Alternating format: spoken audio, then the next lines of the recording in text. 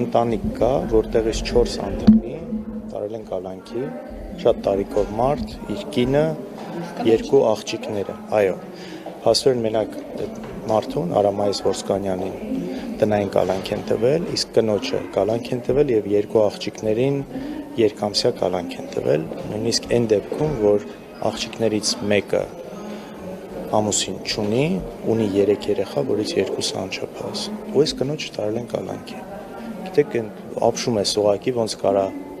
ասենք, նույն քննիչը նման միջնորդությամբ անգամ մտնի դատարան, ու դատարանն էլ լինելով, չգիտեմ, հայ, տղամարդ, չգիտես ոնց ասես, որոշի, որ այդ չէ, անպայման պետք է այդ մարդը լինի բանտում։ Ասենք, ինչ չէր կարա տնային կալանքի մեջ լիներ, եթե անգամ այսպես իրավական այդ շղարշը տալիս են։ Չգիտեմ, ես օրինակ չգիտեմ այդ երեխեքին ով պետք է պահի։ Պատկերացնում եք, չէ՞, քուրն էլ է փաստորեն կալանքի մեջ, մայրն էլ է կալանքի մեջ,